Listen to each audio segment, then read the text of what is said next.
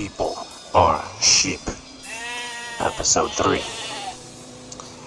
Dear old Ozzy, rest in peace, incredible maniac, prince of blackness and darkness and everything that is scary and awesome. Ozzy awesome. What a legacy, right?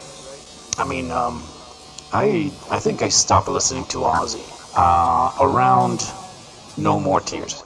No More Tears came out, and I think that was at the height of thrash metal hierarchy. Thrash metal was in, everything else was out.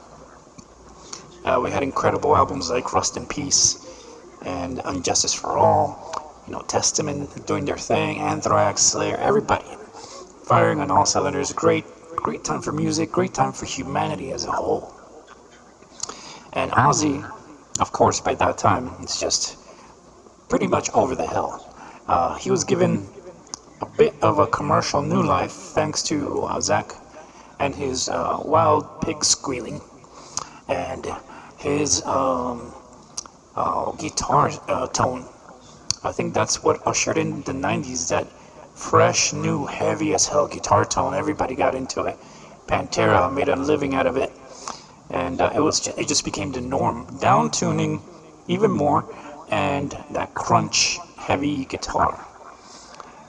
Zach and Dimebag were the front runners for all that, and they kept it going. But Zach, of course, overzealous with his goddamn pig squealing, ruined a lot of Ozzy's material because of that.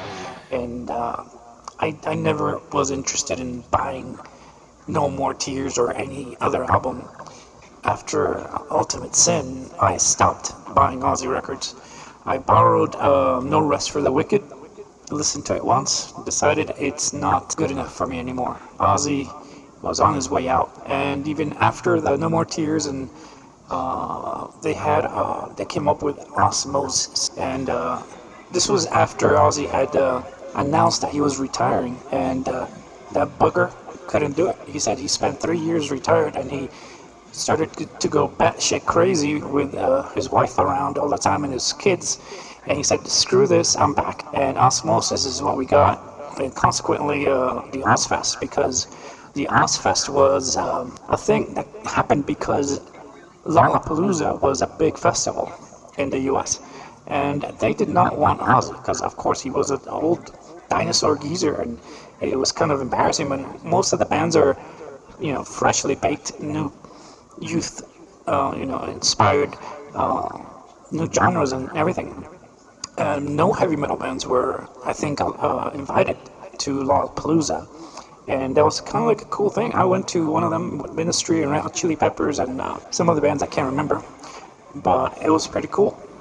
And Ozzy and Sharon were fuming, so I said, screw them, we'll make our own goddamn festival.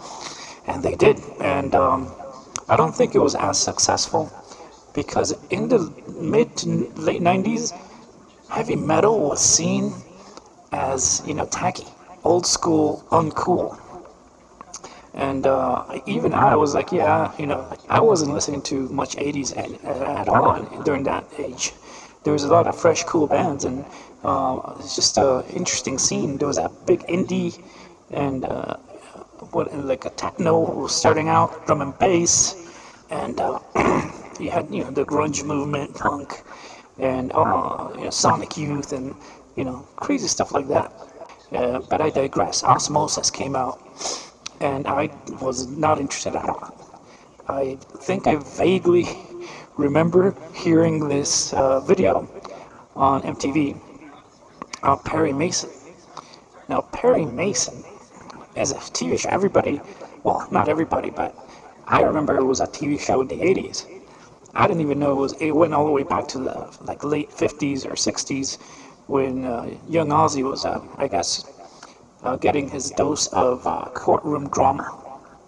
And apparently when he went to rehab, and that's all they were allowed to watch, I guess, or he just really, really got into Perry Mason doing his rehab stint, and him coming out of retirement and trying to stay sober. I think he just tried to occupy his mind with what occupied his mind in rehab, which was watching Perry Mason episodes. And This could be the most cringe thing that any artist has ever come up with. It's like somebody, a heavy metal star. That you're supposed to be a wild man. You're supposed to be all about, sex, drugs, rock and roll, Satan, and peace, love, unity, and more drugs on top of that. Alcohol, fights, brawls, getting dirty. And then you sing about a show that has a heavy rotation in retirement homes of all places. All the old people, they eat their oatmeal at lunchtime, and then they sit down all gathered, and they watch their Perry Mason episode, their courtroom drama for the day, and they're happy little lambs. So, in a sense, it makes sense because he's retired, or he's at the age where he feels like he wants to retire, and he spends his time watching this. I don't know if they're any good. They must be good, but they're very old-fashioned, and it's just CSI, right? All that mentality, like Criminal Minds. I watched some Criminal Minds. It was okay, but I wouldn't write a song about it, especially if it's like some sort of legendary lawyer that finds the truth with his cunning style and rapier wit, and Columbo style, detective, gritty detective that has seen a lot of stuff. It's just a dumb, silly concept for a heavy metal star to do. And then the song itself, boy, I mean, it's just so basic, and the melodies, especially on the vocals, they do this drawn out, like climbing, kind of like climax of melodies going to the top, and then the chorus is like the lamest shit ever that anyone could write. It's like he just says Perry Mason, but drawn out, and somehow it's supposed to be like cool or anthemic, but it falls flat. And what amazes me is that there's a lot of people that defend it. I mean, I've seen so many people online defending that song, and they love it, but my understanding, of course, is that people are sheep, and they really don't really think for themselves. They just say whatever is cool is cool, If it was a hit, it was paid for, it was marketed, it was hyped up by MTV. Maybe Ozzy sang it a couple of times, I don't know. But nowadays especially, you can just see, and most people just want to love Ozzy because Ozzy is Ozzy, and whatever Ozzy does and whatever he did is gold, no matter how cringy it is. Even that show, The Osbournes, I never really cared for that show. I thought it was a kind of like an embarrassment. Like, I really don't think people should be looking into their lives, because they're a family and they're not really all that interesting. They probably try to create some drama or some sort of interesting stuff, like some adventures, or probably scripted. But regardless, it was really cringe to watch that, and I kind of felt sorry for Ozzy, even though he was funny on occasion. But just looking at him mumbling, and he's trying to have some privacy, and he's having trouble with the remote. Old man can't figure out technology. Who fucking cares, man? Jeez. And this Perry Mason song, it just was so obvious that he was surrounded by yes men, yes people, and whatever Ozzy wanted to do, they did it.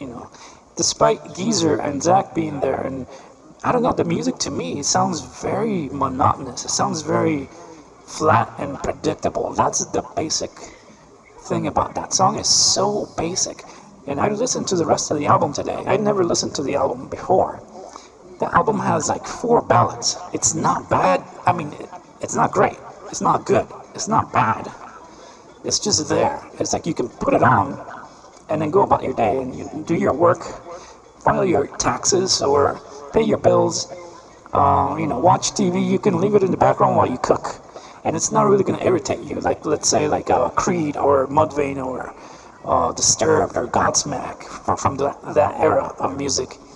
Those bands are annoying as hell, and I can't stand them. A lot of people like them, but why? Because people are sheep. They're sheeple. They just let the radio and marketed interest govern their lives. So this is what pisses me off about the society I live in. People don't really analyze things, and they say whatever sounds familiar and it's fine as long as it's not too outside of the box that I'm used to. And they just love to be spoon-fed because they don't want to think for themselves. They don't want to do any research. They don't want to find newer artists, younger, interesting, out of the box, experimental. They don't want to. They're not interested in moving forward and progression. They don't like change. And companies love this because they can just spin the wheel of formulas over and over again, and they won't be met with much resistance. Perry Mason is Ozzy's most embarrassing song ever, and it's really an embarrassment for all of us as metalheads. I know there's a lot of metalheads that love it, and a lot of metalheads that are not going to give a crap what I have to say about anything, for sure. And they've let me know many times, but I don't care. This is the facts. This is the reality. That this song isn't is a blemish. It's making us all look like we're all just stupid, retarded monkeys that adapt to whatever any artist that's big will tell us to listen to. This is my new song. You're gonna love it, and everybody's like, yeah, we will, because we don't like change and we don't like to think for ourselves. Thank you for this pile of garbage. Every time I think about Perry Mason, my mind just turns to murder and rage. But so far so good. Everything's good. Nobody's been harmed. But I'll keep you posted. And if I ever do something crazy, I'm sure you'll remember that I warned you all. You're all pathetic people that like pathetic music, and I'm sick of it. Do better. Stop praising garbage. Good night and f*** you.